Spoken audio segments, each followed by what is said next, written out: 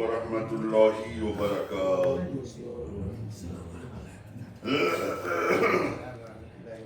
الحمد للہ نحمده ونصلی ونسلم علی رسوله الکریم اما بعد فاعوذ باللہ من الشیطان الرجیم بسم اللہ الرحمن الرحیم یا ایہا النبی انا ارسلناک شاہدا ومبشرا ونذیرا الى آخر الآیہ۔ صدق اللہ العظیم وصدق رسولہ النبی الحبیب الامین المتین الکریم ونحن على ذلك لمن الشاہدین والشاکرین والحمد للہ رب العالمین۔ درود پاک محبت کے ساتھ جھوم کر پڑھیں۔ اللہم صلی علی سیدنا مولانا مولانا ملجانا محمد وعلی آلہ وصحابہ وبارک وسلم صلاۃ و سلام علیک یا سیدی یا رسول اللہ صلی اللہ تعالی علیک وعلی آلہ وسلم۔ عادت کے مطابق نعت پاک کا مطلع سماعت فرمائیں۔ بالکل آسان لب و لہجے میں یہ اشعار کہے گئے ہیں، تو انشاءاللہ حضرات کی سمجھ شریف میں بآسانی اشعار آ جائیں گے۔ مطلع عرض کیا ہے کہ چمکا ہے کون نور کا ساگر لیے ہوئے، چمکا ہے کون نور کا ساگر لیے ہوئے، ہر ذرہ خوش ہے ہاتھ میں گوہر لیے ہوئے، ہر ذرہ خوش ہے ہاتھ میں گوہر لیے ہوئے، چمکا ہے کون نور کا ساگر لیے ہوئے، ہر ذرہ خوش ہے ہاتھ میں گوہر لیے ہوئے۔ اور شعر دیکھیں، محبت کا شعر ہے، آپ کی سماعت کی نظر کر رہا ہوں کہ سارے گناہگار سماتے چلے گئے، سارے گناہگار سماتے چلے گئے، ارے آیا ہے وہ رحمتوں کی چادر لیے ہوئے، آیا ہے رحمتوں کی چادر لیے ہوئے۔ اور یہ شعر بھی آپ دیکھیں، معراج نبی صلی اللہ علیہ وسلم کا واقعہ ذہن پہ رکھیں اور تصور میں رکھیں، اور شعر سنیے گا کہ سدرہ سے آگے بڑھتا چلا جا رہا ہے وہ، سدرہ سے آگے بڑھتا چلا جا رہا ہے وہ، اور جبریل حیرتوں میں ہیں شہپر لیے ہوئے، جبریل حیرتوں میں ہیں شہپر لیے ہوئے۔ پھولوں کا ذکر کیا ہے، معطر ہے خار بھی، تصور میں مدینہ منورہ پہنچ جائیے آپ۔ پھولوں کا ذکر کیا ہے، معطر ہے خار بھی، طیبہ عجب ہے حسن کا منظر لیے ہوئے، طیبہ عجب ہے حسن کا منظر لیے ہوئے۔ اور عرق کہتے ہیں جناب پسینے کو، عرق۔ شعر سنیے گا، خوشبوئے خلد دیکھ کے ششدر یعنی حیران، خوشبوئے خلد دیکھ کے ششدر سی رہ گئی یعنی حیران سی رہ گئی، خوشبوئے خلد دیکھ کے ششدر سی رہ گئی، یوں قطرے عرق رہا عنبر لیے ہوئے، یوں قطرے عرق رہا عنبر لیے ہوئے۔ اور یہ شعر بھی خصوصیت کا حامل ہے، سارے فصیح گنگ ہوئے اس کے روبرو، سارے فصیح گنگ ہوئے اس کے روبرو، لب ہے فصاحتوں کا سمندر لیے ہوئے، لب نبی مصطفیٰ صلی اللہ علیہ وسلم، لب ہے فصاحتوں کا سمندر لیے ہوئے۔ اور یہ آخری شعر ہے، آپ کی سماعت کے حوالے اس کی حفاظت کیجیے گا۔ عرض کیا ہے کہ کہتے ہیں دشمنوں کو، اعداء کی کیفیت تھی عجب دیکھ کر اسے، اعداء کی کیفیت تھی عجب دیکھ کر اسے، ارے پتھر بنے رہے سبھی پتھر لیے ہوئے، پتھر بنے رہے ایسی صنعت کو صنعت تجنیس کہتے ہیں کہ ایک ہی لفظ ہے پتھر مگر دو مختلف معانی میں استعمال ہوا ہے، جسے صنعت تجنیس کہتے ہیں۔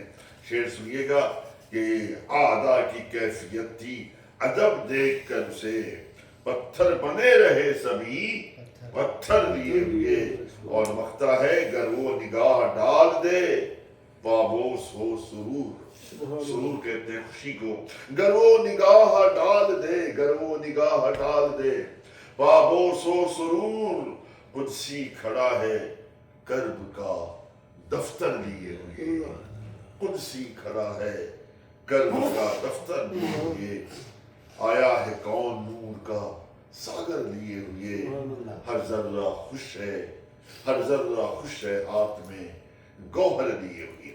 صلو علی الحبیب، اللہم صلی علی سیدنا مولانا مأوانا ملجانا محمد وعلی آلہ واصحابہ وبارک وسلم، صلاۃ و سلام علیکہ یا سیدی یا رسول اللہ صلی اللہ تعالی علیکہ وعلی آلہ وسلم۔ آج ہمارا موضوع سخن ہے رسول گرامی وقار روحی فدا جناب محمد رسول اللہ صلی اللہ تعالی علیہ وآلہ وسلم حاضر و ناظر ہیں، حاضر و ناظر ہیں۔ اس سے پہلے کہ میں مختصر وقت میں دلائل پیش کروں، ایک بڑی اہم بات بتا دوں۔ لوگ یہ کہتے ہیں حاضر و ناظر ہونا اللہ کی صفت ہے، لہذا رسول پاک صلی اللہ علیہ وسلم کے لیے حاضر و ناظر صفت کا اطلاق کرنا معاذ اللہ یہ شرک ہو جائے گا۔ یہ بات 100% غلط ہے۔ وہ یہ کہتے ہیں نہ انہوں نے حاضر کا معنی سمجھا ہے نہ ناظر کا معنی سمجھا ہے، نہ خداوند قدوس کی صفات کمالیہ پہ غور کیا ہے۔ معلوم ہونا چاہیے کہ حاضر، سچی بات یہ ہے کہ حاضر و ناظر ہونا اللہ کی صفت ہی نہیں ہے۔ آپ حیران نہ ہوں، میں جلدی سے واضح کر دوں، حاضر بھی عربی کا لفظ ہے، ناظر بھی عربی کا لفظ ہے۔ حاضر کہتے ہیں موجود ہونا، ٹو بی پریزنٹ، اور ناظر کہتے ہیں دیکھنے والا، ٹھیک ہے جی۔ اب حاضر لغت میں دیکھ لیں، حاضر کیسے موجود کو کہتے ہیں؟ حاضر اس موجود کو کہتے ہیں جو جسم کے ساتھ رہے، جسم کے ساتھ موجود ہونے والے کو حاضر کہتے ہیں، اور ناظر کا معنی دیکھنے والا ضرور ہے، مگر ناظر اس دیکھنے والے کو کہتے ہیں جو اپنی آنکھوں سے دیکھے۔ ہمارا آپ کا یہ بنیادی عقیدہ ہے، ہم آپ اچھی طرح جانتے ہیں میرا خدا جسم سے پاک ہے، جسمانیات سے پاک ہے، زمان سے پاک ہے، زمانیات سے پاک ہے، مکان سے پاک ہے، مکانیات سے پاک ہے۔ میرا خدا آنکھوں سے پاک ہے، اللہ کی آنکھیں نہیں مگر وہ دیکھتا ہے، بصیر ہے۔ میرے خدا کے کان نہیں مگر وہ سمیع ہے۔ میرے خدا کا ہاتھ نہیں مگر اس کی پکڑ ہے۔ اِنَّا بَطْشَ رَبِّكَ لَشَدِيدٌ، میرے خدا کی زبان نہیں مگر میرا خدا متکلم ہے، کلام فرماتا ہے۔ تو محترم، جب جسم کے ساتھ موجود ہونے کو حاضر کہتے ہیں، اگر اس معنی پر اللہ کو حاضر کہو گے تو یہ تو کفر ہو جائے گا۔ اس لیے اللہ تعالیٰ، یقیناً اللہ تعالیٰ جسم سے پاک ہے، تو جسم کے ساتھ کیسے اسے موجود مانیں گے؟ اور ناظر کہتے ہیں آنکھ سے دیکھنے کو، اللہ تعالیٰ آنکھ سے پاک ہے، تو پھر کیسے بولو گے اللہ تعالیٰ ناظر ہے اس معنی پر کہ جو آنکھ سے دیکھنے والا ہوتا ہے؟ تو معلوم کیا ہوا، یہ اللہ کی صفت نہیں ہے۔ ہاں، اللہ کو جو حاضر کہا جاتا ہے، معلوم ہے اس معنی پر نہیں، ہم لفظ حاضر کے بجائے اللہ کے لیے بصیر استعمال فرماتے ہیں. اللہ نے خود قرآن پاک میں اپنے آپ کو بصیر کہا ہے. اور رہی بات ناظر دیکھنے والا، رب کائنات کو شہید کہا جاتا ہے ناظر کے بجائے. معلوم یہ ہوا حاضر ناظر خدا کی صفت نہیں، حاضر ناظر ہونا رسول اللہ کی صفت ہے، میرے آقا کریم صلی اللہ علیہ وسلم کی صفت ہے. دلیل آؤ قرآن مقدس سے ہم ثابت کرتے ہیں. ہم نے جو آیت کریمہ کی تلاوت کی سعادت حاصل کی ہے. ارشاد باری تعالیٰ ہے بسم اللہ الرحمن الرحیم یا ایھا النبی انا ارسلناک شاہدا. کیا مطلب؟ قربان جاؤ سیدی اعلیٰ حضرت پر، عظیم المرتبت پر، امام عشق و محبت پر، سراپا خیر و برکت پر، شاہ امام احمد رضا رضی اللہ تعالی عنہ پر. آپ نے کیا ترجمہ کیا؟ کنزور ایمان اٹھا کر دیکھیں. آپ ترجمہ کرتے ہیں یا ایھا النبی. یہ نہیں کہا کہ اے نبی، نہیں، اے غیب بتانے والے، اے غیب بتانے والے. چونکہ لفظ نبی کا لغت میں معنی ہی ہے غیب بتانے والا، تو میرے اعلیٰ حضرت ترجمہ فرماتے ہیں اے غیب بتانے والے، یعنی میرے آقا کریم صلی اللہ علیہ وسلم عالم غیب ہیں، غیب بتانے والے ہیں. نبی کا معنی غیب بتانے والا، اس کا مطلب یہ ہوا سارے نبی غیب بتانے والے رہے اور میرا نبی نبیوں کا نبی ہے. تو بتاؤ میں نبی صلی اللہ علیہ وسلم کے علم غیب کے کمال کا کیا عالم ہوگا، علم غیب کی وسعتوں کا کیا عالم ہوگا. یا ایھا النبی، اے غیب بتانے والے. میرا خدا ارشاد فرماتا ہے اے غیب بتانے والے میرے محبوب، انا ارسلناک، بے شک ہم نے آپ کو بھیجا. کیا بنا کر بھیجا؟ شاہدہ، گواہ بنا کر بھیجا. بہت سمپل سی بات ہے، ذہن قریب کریں، توجہ کریں، جی لگائیں، بات سمجھ میں آ جائے گی. شاہد کا معنی کیا؟ گواہ ہے. یعنی رب میرا فرماتا ہے میرے محبوب ہم نے آپ کو گواہ بنا کر بھیجا ہے. آپ مجھے بتاؤ گواہ کسے کہتے ہیں؟ گواہ کے لیے کیا کیا چیزیں ضروری ہیں؟ گواہ کے لیے دو بنیادی موٹی موٹی چیزیں بہت ضروری ہیں.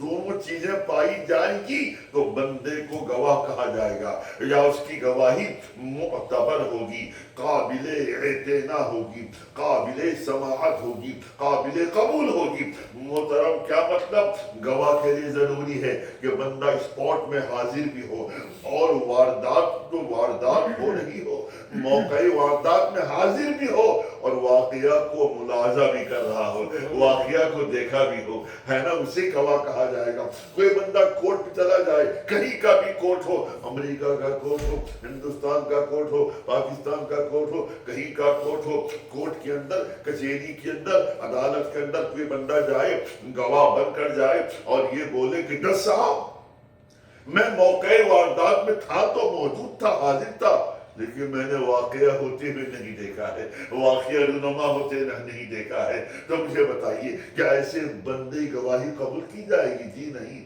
جج کہے گا تم حاضر تو تھے مگر نہ دیکھا نہیں، لہذا تمہاری گواہی لائق اعتبار نہیں ہے، معتبر نہیں ہے. معلوم کیا ہوا؟ گواہ کے لیے ضروری ہے بندہ موقع واردات میں حاضر بھی ہو اور واقعہ کو ملاحظہ بھی کر رہا ہو. اب جی لگائیں، بات سمجھ میں آئے گی. میرے خدا نے کیا فرمایا؟ انا ارسلناک یا ایھا النبی انا ارسلناک شاہدا. اے غیب بتانے والے، اے میرے محبوب ہم نے آپ کو گواہ بنا کر بھیجا. تو لفظ گواہ کے لیے ضروری ہے کہ بندہ حاضر بھی ہو، ناظر بھی ہو. گویا میرا خدا لفظ شاہد کا استعمال فرما کر رب نے واضح کر دیا یہ میرا غیب بتانے والا نبی، یہ میرا محبوب شاہد ہے، یعنی گواہ ہے. کیا مطلب؟ میرا نبی حاضر بھی ہے اور ناظر بھی ہے. میرا محبوب حاضر بھی ہے، ناظر بھی ہے. محترم دوستو، میرے رسول جو گواہ ہیں، معلوم ہے میرے رسول خالق کے بھی گواہ ہیں، مخلوق کے بھی گواہ ہیں. میرے رسول کائنات کے بھی گواہ ہیں اور خالق کائنات کے بھی گواہ ہیں. دونوں کو ثابت کرنے جلدی سے میں وقت بڑا مختصر ہے، یہ بڑی اہم بات ہے، واضح کرنا بہت ضروری ہے. دیکھیں رسول پاک صلی اللہ علیہ وسلم خالق کے بھی گواہ ہیں اور مخلوق کے بھی گواہ ہیں، کائنات کے بھی گواہ ہیں، خالق کائنات کے بھی گواہ ہیں۔ اور میرے رسول صلی اللہ تعالیٰ علیہ وآلہ وسلم خالق کائنات کے گواہ کیسے ہیں؟ معلوم ہے، آپ سب کو معلوم ہے، کم و بیش 1,24,000 پیغمبران اعظام دنیا میں تشریف لائے، انبیاء کرام تشریف لائے علیہم السلام۔ ہر نبی نے اپنے اپنے زمانے میں کیا اعلان کیا؟ اعلان توحید کیا نا، یوں کہتے ہوئے لا الہ الا اللہ، لا الہ الا اللہ، نہیں کوئی معبود سوائے اللہ کے۔ اب مجھے بتاؤ، کیا کسی نبی نے دیکھ کر گواہی دی ہے کہ اللہ کے سوا کوئی معبود نہیں ہے؟ کسی نبی نے خدا کو نہیں دیکھا ہے۔ یہ آپ نے سنا ہوگا، قرآن پاک کے اندر موجود ہے، حضرت موسیٰ کلیم اللہ علیہ السلام نے رب کائنات کی بارگاہ میں کوہ طور میں جا کر عرض کی تھی، ربی ارینی، ربی ارینی، میرے پروردگار میں تجھے دیکھنا چاہتا ہوں، میں تیرا دیدار کرنا چاہتا ہوں۔ رب نے کیا جواب دیا تھا؟ لن ترانی۔ جو عربی گرامر جانتے انہیں معلوم ہے، یہ لن نفی تاکید کے لیے آتا ہے۔ رب نے، رب کائنات نے، خلاق کائنات نے لا ترانی نہیں کہا، لن ترانی، میرے کریم تم مجھے ہرگز نہیں دیکھ پاؤ گے۔ حضرت کلیم اللہ علیہ السلام نے تمنا کی تھی، رب نے کہا تم مجھے ہرگز نہیں دیکھ پاؤ گے۔ جب بہت زیادہ اصرار کیا تو رب کائنات نے جلوے کی جھلک دکھائی، حضرت موسیٰ علیہ السلام گر کے بے ہوش ہو گئے، کوہ طور جل کر سرما، کوہ طور کا پہاڑ سرما ہو گیا۔ تو محترم اللہ کے کلیم نے دیکھنے کی خواہش کی، رب نے کہا تم مجھے ہرگز دیکھ نہیں پاؤ گے۔ اور ہمارے آقا صلی اللہ علیہ وسلم کا عالم یہ ہے، رب کائنات نے جبریل علیہ السلام کو بھیجا، جبرائیل جاؤ میرے محبوب کو لے کے آؤ، میرے محبوب کو میں اپنے دیدار سے مشرف کرنا چاہتا ہوں۔ تو محترم ہر نبی نے گواہی دی ہے، لا الہ الا اللہ، لا الہ الا اللہ۔ کسی نبی نے دیکھ کر نہیں کہا کہ اللہ کے سوا کوئی معبود نہیں ہے۔ یہ ہمارے نبی صلی اللہ علیہ وسلم کا کمال ہے، اعجاز ہے، اعزاز ہے، عظمت شان ہے۔ رسول پاک نے جو کہا لا الہ الا اللہ، سن کے نہیں کہا، بلکہ 27ویں رجب الرجب کی شب تشریف لے گئے لامکان، اپنے ماتے کی آنکھوں سے بیداری کی حالت میں جسم و روح کے ساتھ میں خدا کو دیکھ کر فرمایا لا الہ الا اللہ۔ نعرہ تکبیر، نعرہ رسالت، یا رسول اللہ، نعرہ حیدری، یا علی۔